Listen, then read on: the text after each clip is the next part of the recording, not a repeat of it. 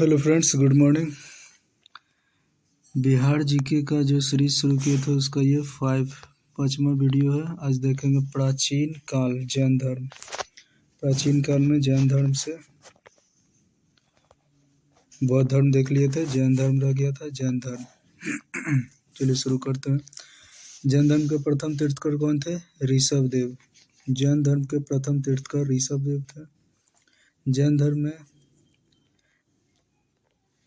धर्म का संस्थापक किसे माना जाता है? जैन धर्म का संस्थापक आदिनाथ को जाना जाता है।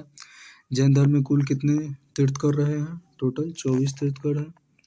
निम्न में से कौन है जो 23वें तीर्थकर रह चुके हैं? पार्श्वनाथ।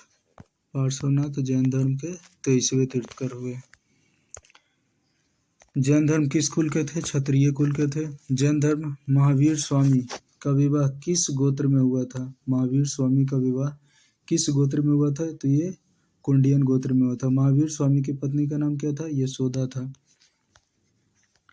महावीर स्वामी की पुत्री का नाम क्या था? प्रियदर्शना। प्रियदर्शना का विवाह हुआ था जमाली से। महावीर स्वामी की मृत्यु कहाँ पर हुई थी? तो यह पावापुरी राजगीर में हुआ था। पावापुरी। महावीर का जन्म कब हुआ था? 540 ईसा पूर्व। महावीर स्वामी की मृत्यु कब हुई? 468 ईसा पूर्व। नेक्स्ट है, कितने वर्ष की अवस्था में महावीर स्वामी की मृत्यु हुई थी? 72 वर्षों की अवस्था में। महावीर स्वामी के बचपन का नाम था वर्धमान। किसकी आज्ञा से महावीर स्वामी ने गृह त्याग किया था? बड़े भाई। अपने बड़े भाई की आज्ञा से इन्होंने 30 वर्ष की अवस्था में गृह त्याग किया था। महावीर स्वामी के बड़े भाई का नाम क्या था? नंदीवर्धन। तो नंदीवर्धन से ही आज्ञा लेकर गृह त्याग किया था। गृह त्याग के कितने माह बाद महावीर स्वामी ने वस्त्र त्याग किया था? तो 13 माह बाद, लगभग 1 साल 1 महीना। महावीर स्वामी को कितने वर्ष की अवस्था में ज्ञान प्राप्ति हुआ था? तो ये 42 वर्ष की अवस्था में ज्ञान प्राप्त हुआ था, लगभग 12 वर्षों बाद। महावीर स्वामी को कितने वर्षों की तपस्या के बाद ज्ञान की प्राप्ति हुई? 12 वर्षों के बाद। किस नदी के तट पर महावीर स्वामी को ज्ञान प्राप्ति हुई थी? ऋजुपालिका नदी के तट पे। किस वृक्ष के नीचे महावीर स्वामी को ज्ञान प्राप्त हुआ था? साल वृक्ष के नीचे। जैन धर्म में सर्वोच्च ज्ञान को कहा जाता है कैवल्य। कैवल्य का अर्थ क्या होता है? सर्वोच्च ज्ञान की प्राप्ति। महावीर स्वामी के अनुयायी क्या कहलाते हैं? जैनी। कौन महावीर स्वामी के प्रमुख शिष्य थे? इंद्रभूति गौतम महावीर स्वामी के प्रमुख शिष्य थे। नेक्स्ट, महावीर स्वामी के प्रथम शिष्य थे। महावीर स्वामी के प्रथम शिष्य कौन थे? जमाली। महावीर स्वामी के प्रथम शिष्य जमाली थे। महावीर स्वामी ने अपना प्रथम उपदेश कहाँ दिया था? राजगीर में दिया था। कौन महावीर स्वामी का अनुयायी था? तो प्रगोत्सेन, उदयन और बिंबिसार तीनों शासक जो थे महावीर स्वामी के अनुयायी थे। शासकों में से कौन महावीर स्वामी के समकालीन नहीं था? तो समकालीन नहीं था कौन? अशोक और अजातशत्रु। बाकी काला अशोक महावीर स्वामी के समकालीन था। त्रिरत्न किस धर्म का सिद्धांत है? जैन धर्म का त्रिरत्न। कौन जैन धर्म के त्रिरत्न में शामिल है? सम्यक ज्ञान, सम्यक कर्म और सम्यक विश्वास। त्रिरत्न है जैन धर्म के सम्यक ज्ञान, सम्यक कर्म और सम्यक विश्वास। किस रत्न पर सर्वाधिक बल दिया गया था? सम्यक कर्म पर। किस त्रिरत्न पर ज्यादा बल दिया गया था? सम्यक कर्म पर। किसमें जैन धर्म के अनुयायी विश्वास करते हैं? जो जैन धर्म के अनुयायी विश्वास करते थे पुनर्जन्म और आत्मा में विश्वास करते थे, जबकि इससे पहले देखे थे बौद्ध धर्म में आत्मा में विश्वास नहीं करते थे। जैन धर्म में नैतिक आचरण के पालन के लिए 5 महाव्रत बताए गए हैं, जबकि बौद्ध धर्म में देखे थे 10 शीलों का आचरण किया गया था। नेक्स्ट है, कौन 5 महाव्रत में शामिल नहीं है? तो 5 महाव्रत में प्रेम शामिल नहीं है, बाकी सत्य, अस्त्य, अपरिग्रह ये सभी शामिल है। किस महाव्रत को महावीर स्वामी ने जोड़ा था? ब्रह्मचर्य महाव्रत को बाद में महावीर स्वामी ने जोड़ा गया था, महावीर स्वामी द्वारा। जैन अनुयायियों में कौन गृहस्थ थे उन्हें पालन करना था? अनुव्रत। जैन अनुयायियों में से जो गृहस्थ थे उन्हें पालन करना था अनुव्रत।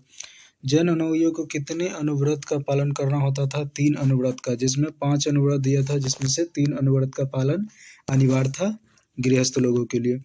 जैन धर्म में कितने शिक्षा व्रत प्रदान किए गए हैं? शिक्षा व्रत 3 शिक्षा व्रत प्रदान किए गए हैं। किस शासक ने अपना संलेखन किया था? चंद्रगुप्त मौर्य ने किया था। संलेखन का मतलब होता है खुद से प्राण त्यागना, इच्छा मृत्यु। संलेखन किसने प्राप्त किया था? तो चंद्रगुप्त मौर्य ने। किस धर्म ने अनेकवाद एवं साम्यवाद का सिद्धांत दिया था? जैन धर्म दिया था अनेकवाद और साम्यवाद का सिद्धांत। जैनियों ने परम तत्व की व्याख्या के लिए सप्तभंग न्याय की कल्पना की थी। स्यादवाद का अर्थ होता है संभवतः, जो हो सकता है, स्यादवाद। जैन धर्म के कितने प्रकार के कर्म बताए गए हैं? तो 8 प्रकार के कर्म हैं। जैन धर्म में किस अवस्था को पदार्थ कहा गया है? जैन धर्म के किस अवस्था जैन धर्म में कितने अवस्था को जैन धर्म में कितने अवस्था को पदार्थ कहा गया? तो 5 अवस्था को जैन धर्म के। जैन धर्म प्रथम जैन संगीति का आयोजन हुआ था 322 से 298 ईसा पूर्व में हुआ था। 322 ईस्वी से लेकर 298 ईसा में प्रथम जैन संगीति हुआ था। प्रथम जैन संगीति का आयोजन कहाँ हुआ था? पाटलिपुत्र में हुआ था। जबकि बौद्ध संगीति प्रथम कहाँ हुआ था? राजगृह में, और यह पाटलिपुत्र में हुआ था। जबकि बौद्ध संगीति तृतीय बौद्ध संगीति पाटलिपुत्र में हुआ था, और जैन धर्म का प्रथम संगीति पाटलिपुत्र में हुआ। प्रथम जैन संगीति की अध्यक्षता किसने की थी? अस्तुलभद्र ने किया था प्रथम जैन संगीति की अध्यक्षता। प्रथम जैन संगीति का आयोजक किसके शासनकाल में संपन्न हुआ था? आयोजन चंद्रगुप्त मौर्य के शासनकाल में अस्तुलभद्र की अध्यक्षता में पाटलिपुत्र में यह संपन्न हुआ था। प्रथम जैन संगीति के बाद जैन धर्म में कितने अंगों का संकलन हुआ? 12 अंगों का। जब प्रथम जैन संगीति 322 ईस्वी से 298 ईस्वी में संपन्न हुआ, तो इसके बाद कुल 2 संगीतियों का आयोजन हुआ था और 12 अंगों का संकलन किया गया था जैन धर्म में प्रथम जैन संगीति के बाद। जैन धर्म में कुल कितनी संगीतियों का आयोजन हुआ था? 2 ही संगीति का हुआ था। जबकि बौद्ध धर्म में देखे थे 4 संगीति हुआ था। किस संगीति के बाद जैन धर्म का विभाजन हुआ था? प्रथम संगीति के बाद जैन धर्म का विभाजन हुआ था। जैन धर्म का विभाजन कितने संप्रदाय में हुआ था? तो 2 संप्रदाय में हुआ था। जैन धर्म का 2 संप्रदाय में हुआ था, श्वेतांबर और दिगंबर। जैन संप्रदाय कौन कौन है? तो एक है श्वेतांबर, एक दिगंबर, BC। द्वितीय जैन संगीति का आयोजन हुआ था 512 ईस्वी में। पहला हुआ था 322 ईसा पूर्व से 398 ईसा पूर्व, और नेक्स्ट हुआ 322 ईसा पूर्व 322 ईसा पूर्व से 298 ईसा पूर्व।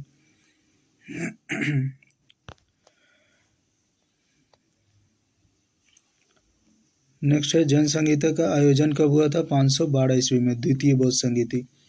द्वितीय बौद्ध संगीति का आयोजन कहाँ हुआ? बल्लभी जो गुजरात में। प्रथम बौद्ध संगीति पाटलिपुत्र में हुआ था और द्वितीय बल्लभी गुजरात में। द्वितीय जैन संगीति की अध्यक्षता किसने की थी? देवार्धी क्षमा श्रवण की अध्यक्षता में हुआ था। ठीक है, द्वितीय बौद्ध संगीति का अध्यक्षता किसने हुआ? क्षमा श्रवण की अध्यक्षता में हुआ था। जबकि प्रथम बौद्ध संगीति का आयोजन देख लिए थे किसकी अध्यक्षता में? अस्तुलभद्र की अध्यक्षता में किया गया था, और द्वितीय बौद्ध संगीति का आयोजन क्षमा श्रवण की अध्यक्षता में बल्लभी गुजरात में किया गया। कब? 512 ईस्वी में। किस संगीति के बाद जैन धर्म के सिद्धांतों को अंतिम रूप से लिपिबद्ध किया था? तो ये द्वितीय बौद्ध संगीति था। द्वितीय बौद्ध संगीति के बाद जैन धर्म को अंतिम रूप से लिपिबद्ध किया था। जैन साहित्य को जैन ग्रंथ को आगम कहा जाता है। जैन साहित्य को आगम ग्रंथ भी कहा जाता है। जैन साहित्य की भाषा क्या थी? प्राकृत थी। 14 पूर्वास किस संप्रदाय का साहित्य था? दिगंबर का। 14 पूर्वास किस धर्म से संबंधित है? 14 पूर्वास ये जैन धर्म से था। 12 अंग किस धर्म का साहित्य है? जैन धर्म का है। 12 अंग जो प्रथम बौद्ध संगीति के बाद 12 अंगों में विभाजित हुआ था, तो यह 12 अंग जैन धर्म से है। आचरांग सूत्र किस धर्म का साहित्य है? जैन धर्म का।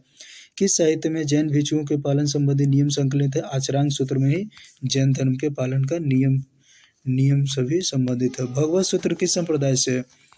तो भगवत सूत्र का संबंध भी जैन संप्रदाय से है। नेक्स्ट है किसकी रचना स्थूलभद्र ने की थी? तो 12 अंग की रचना स्थूलभद्र ने किया था। याद रखेंगे यह स्थूलभद्र ने किया था, भद्रबाहुओं ने नहीं, बल्कि स्थूलभद्र ने 12 अंग का निर्माण किया था, और ये हुआ था प्रथम जैन संगीति के बाद। जो पाटलिपुत्र में हुआ था स्थूलभद्र की अध्यक्षता में। किस ग्रंथ में पहली बार 16 महाजनपदों का वर्णन हुआ था? भगवती सूत्र में सबसे पहली बार 16 महाजनपदों का वर्णन हुआ था, जबकि बौद्ध धर्म के अंगुत्तर निकाय में 16 महाजनपदों का वर्णन है। किस जैन ग्रंथ में स्वर्ग और नरक की अवधारणा का वर्णन है? भगवती सूत्र। भगवती सूत्र में स्वर्ग और नरक की अवधारणा का वर्णन किया गया है। किस साहित्य में जैन तीर्थंकरों को का जीवन चरित्र मिलता है? तो जैन तीर्थंकरों का जीवन चरित्र भगवती सूत्र में मिलता है। किस ग्रंथ से जैन मत का विकास हुआ था? उत्तराध्ययन सूत्र से जैन ग्रंथ का विकास हुआ था। किस ग्रंथ में इंद्र, भूति, गौतम तथा किसी प्रजापति के बीच संवाद का वर्णन है? तो ये उत्तराध्ययन सूत्र में इंद्र, भूति, गौतम तथा प्रजापति के बीच संवाद का वर्णन है। जैन मत का विकास हुआ था उत्तराध्ययन सूत्र से। नेक्स्ट है, कल्पसूत्र किस धर्म से संबंधित है? जैन धर्म का साहित्य है। कल्पसूत्र की रचना किसने की थी? तो कल्पसूत्र की रचना की है भद्रबाहुओं ने किया था कल्पसूत्र की रचना। किस जैन साहित्य को गंधर्वों की चर्चा है? किस जैन साहित्य में? तो कल्पसूत्र में गंधर्वों की चर्चा है। कल्पसूत्र में कितने गंधर्वों की चर्चा है? 11 गंधर्वों की। परिशिष्ट वर्मन किस धर्म का ग्रंथ है? जैन धर्म का। परिशिष्ट वर्मन की रचना किसने की थी? हेमचंद्र ने की थी। परिशिष्ट वर्मन की रचना हेमचंद्र ने की है। किस राज्य के राजवंश के दरबारी विद्वान हेमचंद थे? गुजरात के राजवंश के दरबारी विद्वान हेमचंद थे। गुजरात राज्य के राजवंश के दरबारी विद्वान हेमचंद थे। चंद्रगुप्त मौर्य ने कहाँ संलेखना को अपनाया? तो ये श्रवण बेलगोला जो कर्नाटक में पड़ता है वहीं पर जाके अपना जीवन का त्याग किया था। इच्छा मृत्यु संलेखना। भद्रबाहु के बाद दूसरा सबसे बड़ा विद्वान जैन धर्म का कौन था? हेमचंद था। भद्रबाहु के बाद दूसरा सबसे बड़ा विद्वान जैन धर्म का हेमचंद है। किस धर्म ग्रंथ को जैन धर्म का लघु साहित्य कहा गया है? तो परिशिष्ट वर्मन। जैन धर्म का जो परिशिष्ट वर्मन है इसको लघु ग्रंथ कहा गया है, लघु साहित्य जैन धर्म का।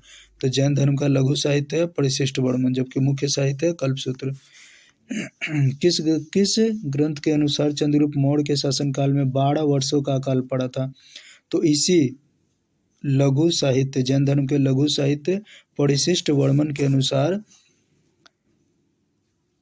चंद्रगुप्त मौर्य के शासनकाल में 12 वर्षों का अकाल पड़ा था।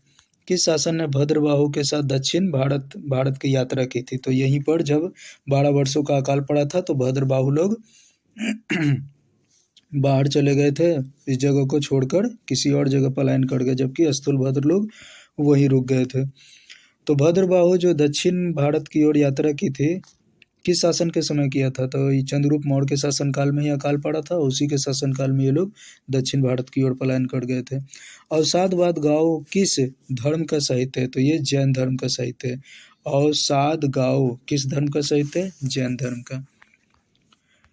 नेक्स्ट है, निम्न में से किस ग्रंथ में जैन धर्म में शामिल होने वाले 13 धनी व्यापारियों की कहानी है? तो 13 ध्यानी जो व्यापारी थे जो जैन धर्म में शामिल हुए थे उसका वर्णन अवसाद गावो ग्रंथ में है। ठीक है, अवसाद गावो ग्रंथ में। नेक्स्ट है, जैन धर्म के विभिन्न संप्रदाय। निम्नलिखित में से कौन अकाल के समय मगध में रुका था? स्थूलभद्र। और भद्रबाहु दक्षिण चले गए थे, दक्षिण भारत। निम्न में से किस संप्रदाय के लोग अकाल के समय मगध में रुके थे? श्वेतांबर। श्वेतांबर जैनियों को क्या कहा जाता है? तो यति, साधु या आचार्य, तीनों कहा जाता है, यति, साधु या आचार्य। नेक्स्ट है, जैन धर्म में से किस संप्रदाय द्वारा नियमों का कठोरता से पालन किया जाता था? दिगंबर के द्वारा, और यही लोग नग्न रहते थे। निम्न में से किस संप्रदाय के लोग महावीर को अविवाहित मानते हैं? दिगंबर लोग।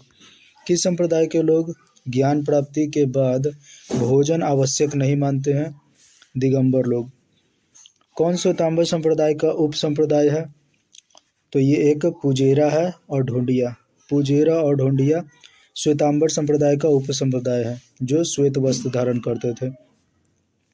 कौन दिगंबर संप्रदाय का उप संप्रदाय है?